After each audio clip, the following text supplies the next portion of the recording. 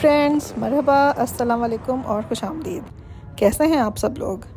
उम्मीद है कि आप लोग सब खैरियत से होंगे। अल्लाह पाक आप सबको महफूज रखे और बुरी नज़रों से बचाए, आमीन। Welcome back to my new vlog. तो आज का व्लॉग मैंने सहरी से स्टार्ट किया है।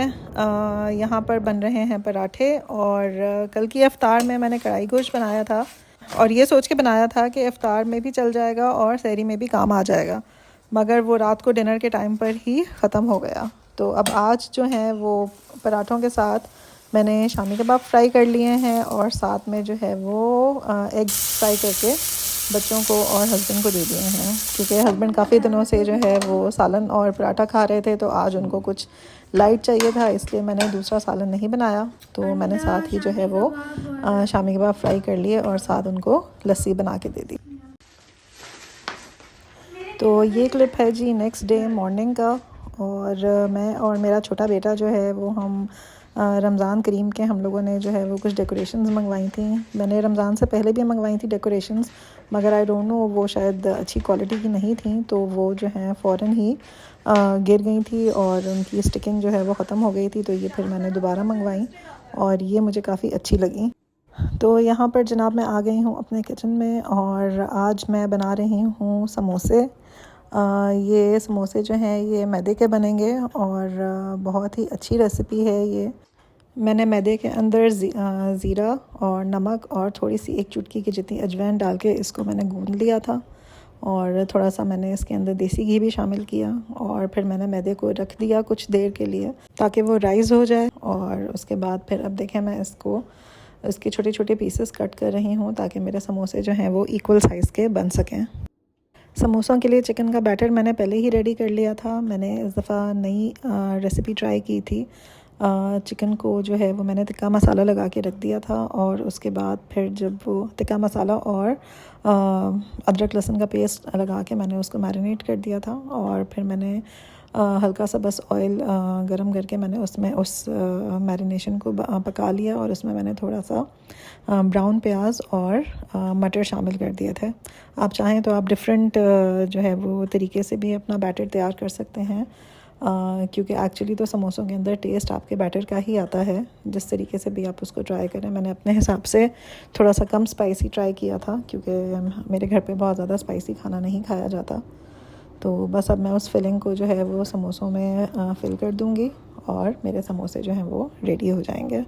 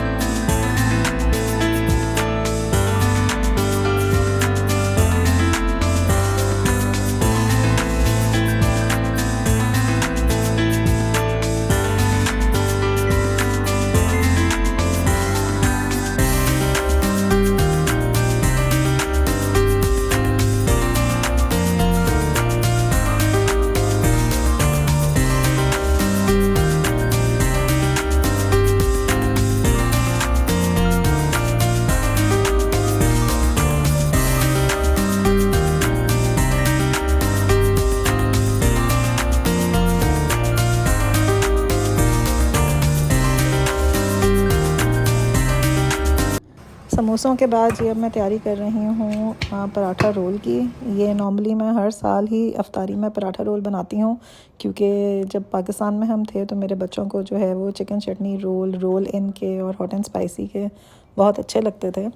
तो मैंने सोचा कि यहाँ पर आके मैं इनको घर में ही जो है वो पराठा रोल बना के खिलाती हूँ। तो मैंने चटनियाँ वगैरह प्रिपेयर कर ली हैं।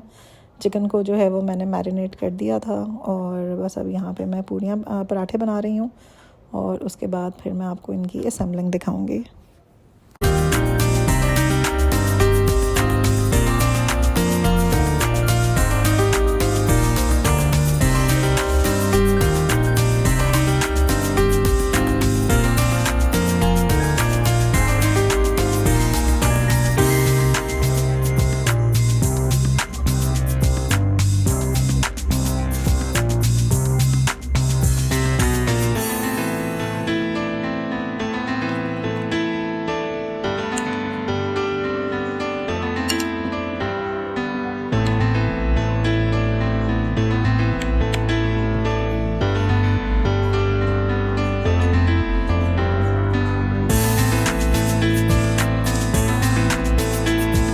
डिनर के लिए यहाँ पे मेरे कोफ्ते आलू रेडी हैं।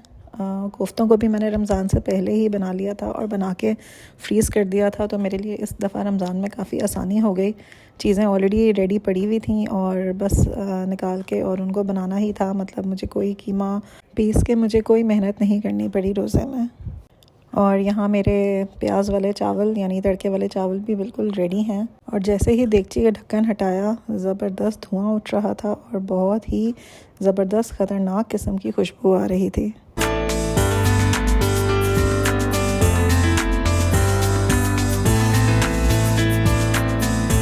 तो जनाब, किचन में काम करते करते वक्त कैसे गुजर जाता है कि बिल्कुल आपको पता ही नहीं चलता। ऐसा लगता है जैसे अभी आप किचन में गए थे, आप काम कर रहे थे और साथ ही अफ्तारी का वक्त हो गया।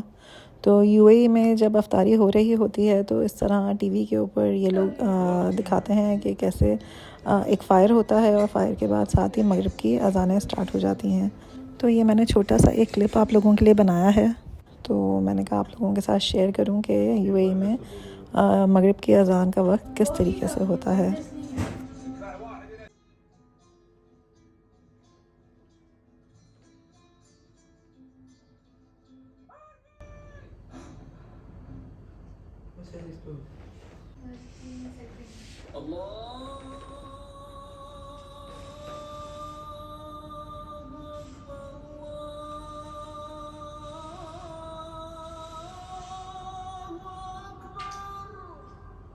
तो यहाँ पर जी हमारी अफ्तारी हो चुकी थी और बस इफ़्तार के बाद नमाज़ वगैरह पढ़ के हम वापस किचन में आ गए।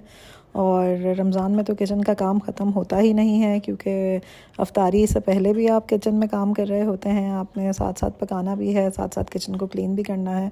और इफ़्तार के बाद तो फिर कुछ ज़्यादा ही बर्तन हो जाते हैं धोने वाले। तो बस यहाँ पे बर्तन धुल रहे हैं और बस इसके बाद फिर हम चाय पियेंगे। तो ये थी हमारी आज की रूटीन और इस व्लॉग को यहीं पे एंड करते हैं और इंशाल्लाह आपसे मिलेंगे एक नए व्लॉग में। जब तक के लिए अपना बहुत सारा ख्याल रखिएगा और हमें दुआओं में याद रखिएगा। Take care. अल्लाह हाफ़िज़।